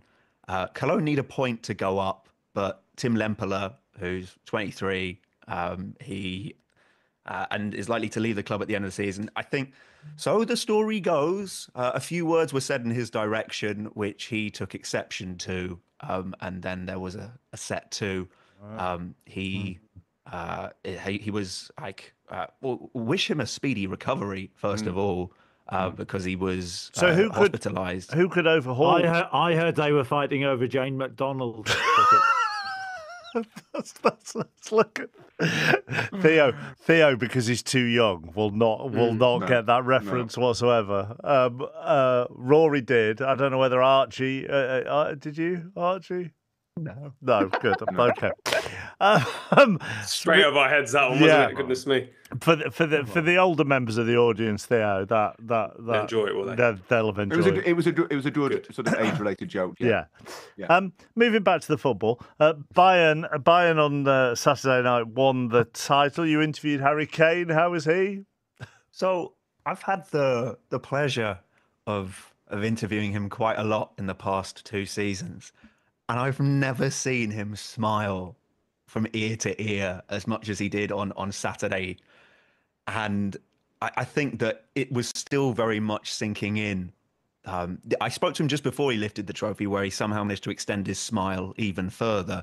But also, if you hear the club interview that he did so the title was sealed with Leverkusen drawing away to Freiburg last Sunday, and the players, a group of them were all watching it in a Munich bar. And if you hear Harry Kane recording his video on Instagram the night before and then the day after, it's dropped at least an octave. I've not heard him quite like that. So the relief is palpable. And that after Thomas Müller, who for a moment should say the fact that he's leaving the club this summer was that Saturday was his final home game, and is probably the most important Bayern Munich player in their modern history, at least this side of 2000. And that Thomas Müller, after he'd lifted the trophy, because he was the first one, he then passed it to Harry Kane. That tells you something, that they were all very happy for him to have this moment. They all knew what this was about. And I spoke to Alphonso Davies, the injured Canadian fullback, who was on crutches because he's had a season-ending injury. And before he received a beer shower from a cheeky duo of Leroy Sané and Michael Elise, he was saying that, look, it's really special. And the first thing he mentioned was because Harry Kane's won it. So I think he has a huge amount of respect from his colleagues and from everybody at the club for how professional he's gone about his business. And just on a human level, having talked to him about, as an interviewer, you have to ask the trophy question. And I've had to ask it more than once. It was nice to see him so relieved, and I wonder what it might do for him. Well, so Archie spoke to Harry Kane. He also spoke to Xavi Alonso in the press conference at the weekend, as Xavi Alonso said goodbye to Bayer Leverkusen with his final home game in charge. He's off to Real Madrid, of course. Let's hear that. How do you want to be remembered by the fans and the players here? It's a question that I never answer. Let them remember me how they want. What I will remember them is that as a great, great club. You know, it's a club. There are bigger clubs, but we all care about the club and the fans, the people from the club. We want to make things right, and we look after each other, and we look after the club, that we want to do it the right way. So with that, you know, with that attitude, with that mindset, you feel good here, and that's why it's a great club. And it has been great for me, and it has been great for so many players along the history, and it's gonna be continue doing great. So hopefully, and that's the task, to be competing and to be as, you know, performing at this highest level. This is the challenge for everyone that is in the club, but I will remember it as one of the greatest times of my life for sure. But what's it like to receive a sign of a street with your name on it when you leave the club. That must be a bit weird. No, it's very, makes me very, very happy, very proud, because that's not easy, yeah? And even if it's not official, doesn't matter. I will get this plate in my office, wherever it is, and I will try to explain in some years to some of the people that come to this office. But that's a very meaningful feel for me, because it's from the fans, from the people, and that means even more. So they gave him a street sign as a goodbye present, did they, Archie? Yeah. So when they won the Bundesliga last season, unbeaten, the first ever team in Bundesliga history to do that, some fans blocked over one of the street signs with Xabi Alonso Ale, and yeah, they got another copy of that for Fernando Caro, the CEO, to hand over to Alonso when he said goodbye before the game. And yeah, Xabi Alonso is not often very emotional, but you could see that something was stirring in him. I'm intrigued to see. He is refusing to hear the words Real Madrid, which is kind of laughable, because I think we all know where he's going. Well, we do, and we're about to do 12 minutes on it. So if he doesn't get there, we're going to look ridiculous. But very, very, very quickly, is Cesc Fabregas the favourite to replace him? Yes. That'll do. Quick. That was quick. Half you time. Said quick. Yep, and you delivered for me. Thank you very much, Archie. Archie Rintook with us on the Monday Night Club, half-time at Bramall Lane. Mike Miney.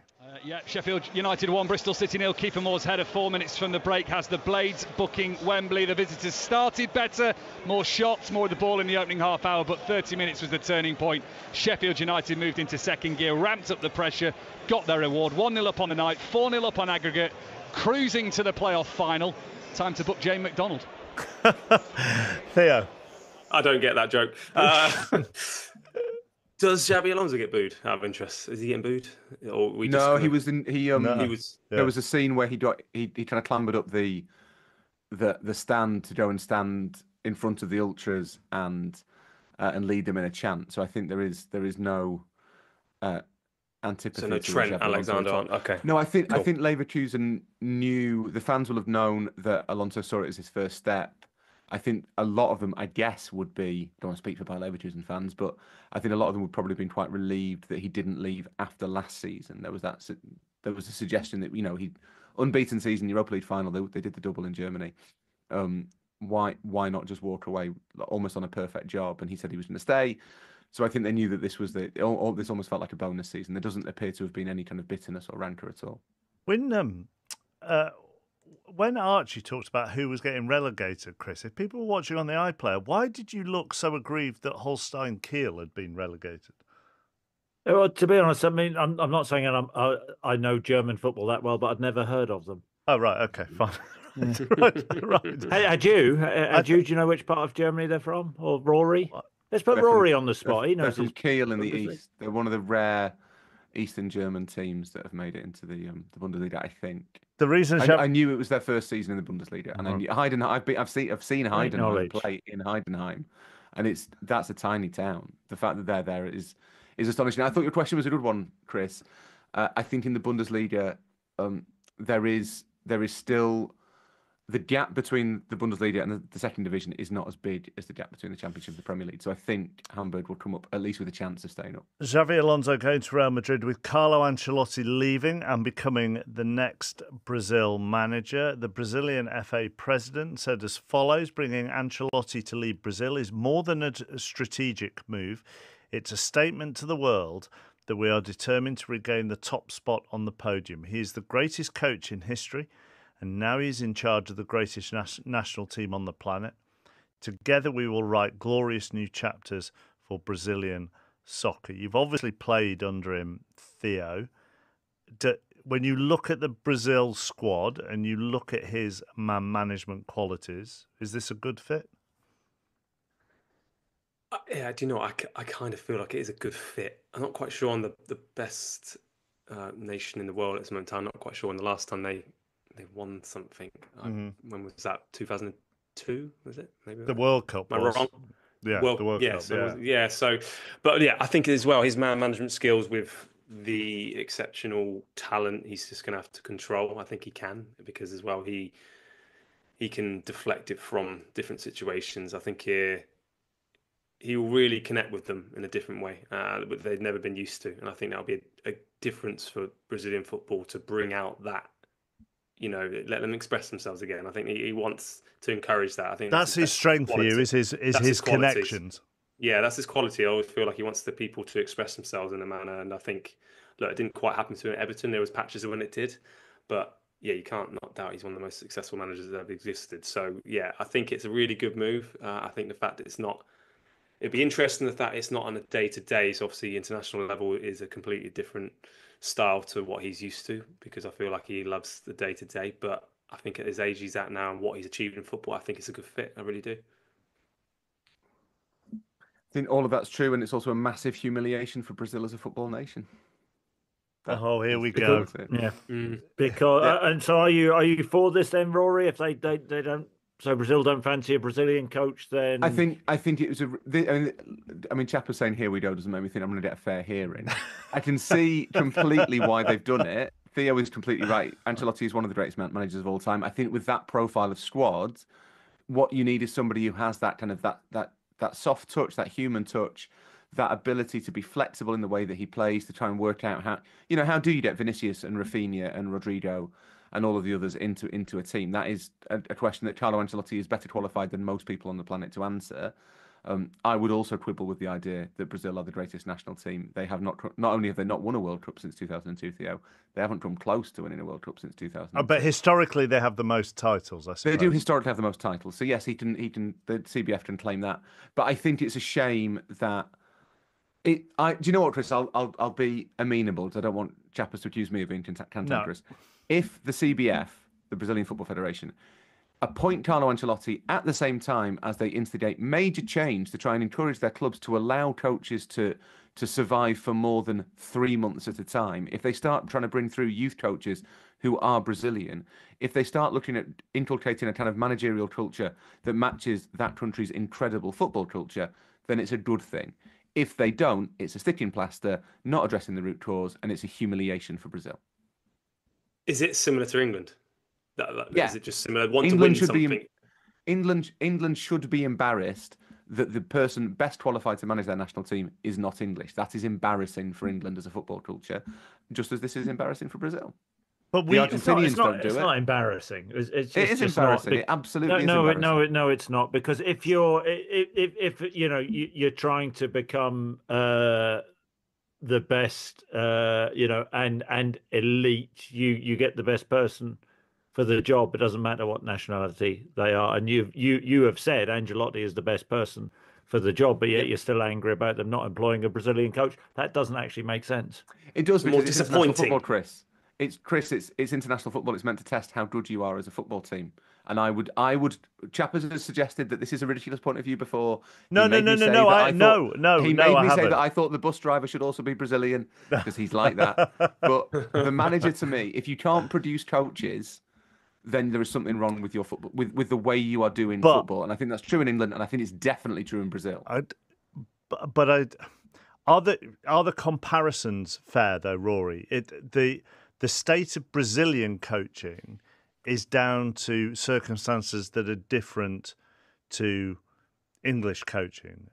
Aren't they? In the sense that the top Premier League teams in this country are, in the main, obsessed with the continental coach. That's not necessarily the same in Brazil. Brazil have had a problem with how they're bringing coaches through. I suppose that's a marked difference, isn't it? At least I don't know if it's like what Mark says, that at least in the Brazilian top flight, they will have Brazilian coaches in the Premier League. How many English coaches are there? In Brazil, they're increasingly giving jobs to just any Portuguese person that walks past. But there are still lots of Brazilian coaches. There's also a lot of Argentinian coaches dominate South American football. There are still Brazilian coaches. The problem in Brazil, and I think Tim Vitry's talked to us about this before, hasn't he? That if they lose a game, they get sacked. So you have certain clubs who are paying multiple managers gardening leave payments, and sometimes are paying the same manager twice. because they've sacked him twice in the course of his contract, and that's absurd. That's clearly not a very clever way to run your football teams. And I think there is that cultural issue in Brazil. In England, yeah, it's more that the Premier League clubs are obsessed with the foreign coach, with importing ideas, which is a good thing, with seeking the best in class, which is also a good thing. That's exactly how this should work. They have the funds and the finances and stuff to do it. So yeah, there is a difference in circumstance, but I don't think either. It's fine if you do it. I'm maybe prepared to soften a little bit. It's fine if you do it and you acknowledge that you're doing it from a position of weakness. That's fine. Are you very much of the belief, Rory, with Eurovision across the BBC this week, that each country's singer should be from their own country? Yeah, I famously did not celebrate Katrina and the Waves because they were Canadian. That's great knowledge. I'm devastated about Eurovision. It's Cup final day, and I'll be on a train. I love Eurovision, and I'll be on a train back. I'm really disappointed. Well, you can. I mean, you can watch it on your phone and stuff. Yeah, I don't know if you've tried the Wi-Fi on the East Coast mainline, Chapman, but it's not great. Good point. And also, you can listen to it on Radio 2. The BBC corporate police in my ear are giving me every corporate. I will be going. doing that. And don't forget, you can watch the semi-finals on Wednesday. I know it's not quite the same as the actual big night on Saturday, but it's something. Nice warm up. Okay. You know what Eurovision is, Theo. I know you don't know who Jamie McDonald is. I do know. Okay, right, just checking. My kids, I'm going to put kids watch it. It's great. Xavi Alonso, just one on Xavi Alonso going to Real Madrid. For all the success that he's had at Leverkusen and the way he's played, this is. I mean, it's such an obvious thing to say, Theo. But this is a very different environment here. The players that he had at Leverkusen were probably more malleable to what he wanted them to do, and you wonder whether that will be the case at Real Madrid. Well, having said that, I mean, you got to look at his playing style. I know, like some managers, it hasn't worked out, but it's worked out for him at Leverkusen. You kind of look at the player he was. Obviously, Real Madrid coming back, and as a player, he's got a lot more respect of how he won the league as well. Now he's going to Real Madrid. Yeah, I think he can accept and take on that pressure. You don't play for Real Madrid and not be able to deal with pressure day to day, even if it's going down the street getting your milk.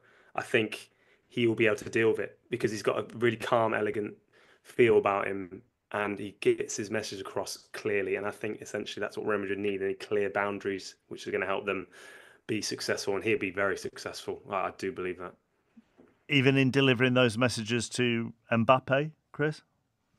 Well, that's the biggest challenge, isn't it? Is going into an environment where there is such great expectation and there are massive egos there, and it's how he controls those egos. Had a brilliant playing career, had a great start in management, but this is different level, isn't it? And it's we understand why he's gone there, the great club which they are, but it's It's a gamble as well, isn't it? Really, but you got to take it when it comes along.